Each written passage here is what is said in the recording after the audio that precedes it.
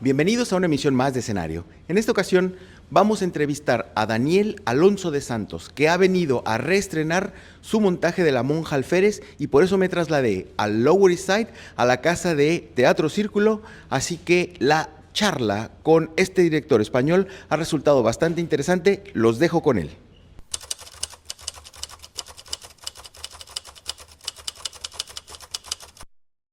Lo mismo nos pasa a los artistas con nuestra obra de teatro, la terminamos y vale, está terminada, pero si por nosotros fuera, pues lógicamente, y tiempo después, harías un cambio, lógicamente, en la concepción, en el montaje, conservando tus grandes puntos positivos que haya tenido la obra, pero lógicamente ya eres otra persona, eres otro artista, las circunstancias son distintas, ha cambiado mucho el mundo en estos 2 años, ha cambiado mucho Estados Unidos estos 2 años, y desde luego las visiones son distintas. No vamos a hacer de una obra de teatro clásico cambiarla a Spiderman, porque sería muy raro, pero desde luego vamos a intentar profundizar y buscar esa perla en el fondo del mar, ese diamante en el corazón de la montaña, que es el arte, y el arte no se puede duplicar, hay que buscarlo.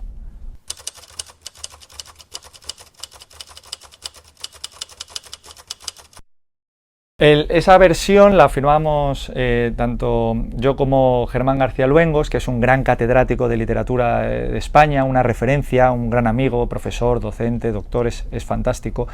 Y en ese sentido la partitura sigue siendo la misma. Sin embargo, esa partitura de Beethoven, ¿no?, o esa quinta de Mahler, no la toca igual la orquesta de Berlín que la orquesta de México. Tienen lecturas distintas y según el momento tienen interpretaciones distintas. Por lo que intentamos conservar la partitura, siempre se puede cambiar un la por un do, a lo mejor, pero la música tiene que ser parecida, o al menos el mensaje, porque si no es muy complicado intentar contar algo con una historia que tiene un mensaje. Hacer Hamlet para ir contra el cambio climático es confuso. Hamlet tiene una serie de inquietudes y luego esas inquietudes las puedes abarcar de muchas formas, pero no abarcar esas inquietudes es complejo. Por eso aquí respetamos la partitura, pero hacemos otra lectura.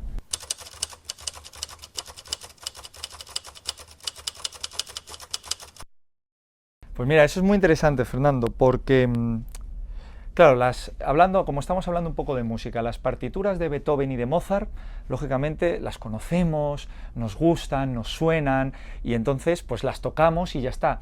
Pero ¿qué pasa con partituras que son menos conocidas o menos agradecidas para el espectador? Porque hay una cosa muy importante en el teatro del siglo de oro y en el que no es del siglo de oro, y es que al espectador tiene que gustarle y tiene que volver al teatro. Si haces una obra en donde eres muy respetuoso y muy académico y al espectador no le gusta, no va a volver al teatro. Entonces, más en el siglo de oro hay que tener cuidado siempre en esa balanza de ser absolutamente respetuoso con las ideas del autor, pero intentar potenciar sus fortalezas y limar las debilidades que ahora, con el paso del tiempo, han crecido, ¿no? Y claro, ten en cuenta que en el siglo de oro se escribía de otra forma y hay partituras estupendas como La vida sueño, como El alcalde de Zalamea, que se toca muy poquito, pero hay otras historias como esta, que tú lees la historia y dices, qué historia más buena, qué interesante, una monja que escapa del convento, que viste de hombre, que se mete a soldado, que vive aventuras, que la matan, que la intentan matar, ella sobrevive, y sin embargo hay escenas que son muy poquita cosa, nunca sabes si es porque la han incluido después el editor, porque tuvieron que rehacerlas, no se sabe exactamente, y es tu labor como artista intentar potenciar esas cosas buenas que tiene el autor y no centrarte o no ser totalmente respetuoso con las escenas o los momentos que al espectador le van a separar más de...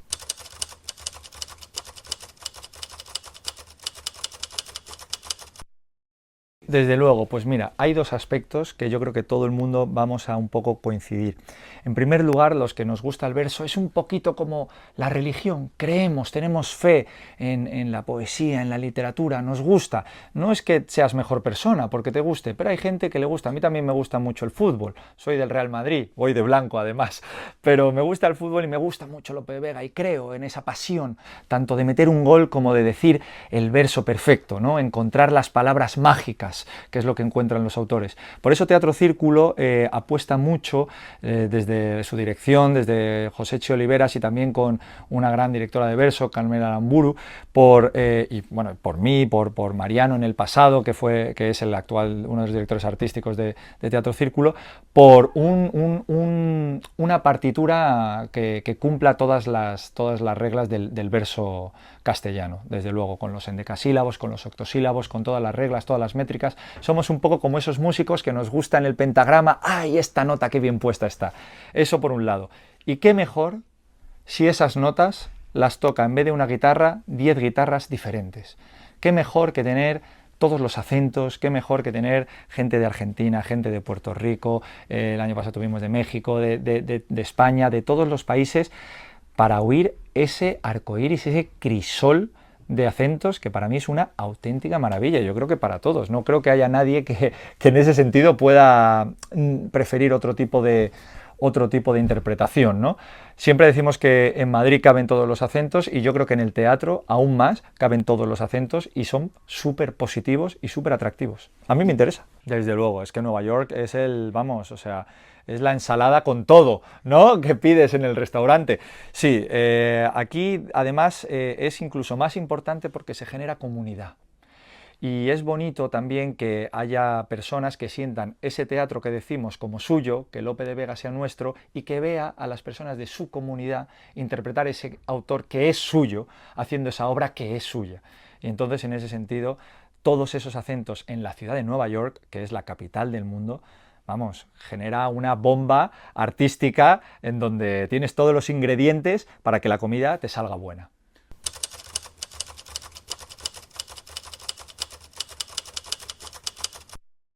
Hay gente en todo, ¿no?, en todas las profesiones, que son más directores de orquesta, cogen la batuta, tocan y los músicos tienen que tocar, ¿no? Y ellos son directores que están buscando el arte, están en un sistema complejo de creación. Los que venimos de la interpretación buscamos lógicamente el arte, pero vamos un poquito más junto con el actor, un poquito más con él. Yo no toco la batuta y digo toca un fa, sino que intento conseguir con él ese fa, conseguir con él esa melodía. No es que sea mejor ni peor, pero es como los jugadores de fútbol, que son entrenadores y antes han sido jugadores, pues tienen esa visión de campo en donde hay veces que es más complejo no meterte en la pasión, no meterte en el misterio, ¿no?, en la fe que hablábamos del arte. Y en ese sentido a mí me encanta acompañar a los actores, me encanta sentirlos como mis compañeros, y esto es lo más importante. No te olvides que teatro se puede hacer sin luces, pues se hace por la mañana, sin sonido, teatro de gesto, sin directores, sale un poco peor, pero se puede hacer, incluso sin texto, improvisación, pero hay algo con lo que no se puede hacer teatro: sin actores, por lo que los actores son los más importantes y hay que acompañarles a los actores y a las actrices.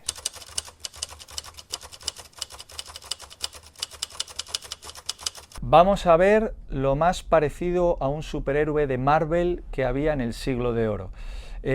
O incluso de Disney, una especie de Mulan, este personaje que es un personaje femenino o no, que viste y que vive como varón, pero no como varón, como soldado, y no como un soldado normal, un soldado difícil, peligroso, asesino, porque los conflictos de género, como sucede en esta obra, no es que la persona que tenga ese conflicto sea un ángel.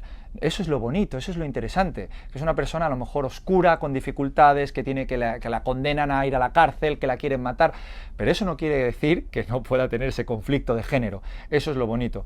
Por eso, ¿qué vemos con La monja alférez? Una historia muy parecida a las historias que vemos de superhéroes, con una belleza lingüística, con una belleza cultural, pero es una historia de aventuras, y es muy bonito hacer una historia de aventuras. Es como una historia de piratas. De vez en cuando hacer esas historias gustan mucho, porque en esas historias de piratas hay amor, hay aventuras, hay traición, hay amistad, y todo eso, hombre, verlo en una obra de teatro de nuestros autores, de nuestro Siglo de Oro, pues ya tenemos todo, solo hay que cocinar.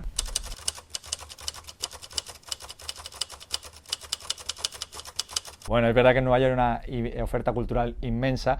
En este caso, las personas que le gusten las aventuras, como eso, de piratas, de soldados, esta es su obra de teatro, de amor, de pasión, de traición, de amistad, esta es su obra de teatro. Y entonces es mejor no dejarla para el fin de semana que viene, porque los musicales seguirán ahí, pero esta obra tiene un tiempo limitado.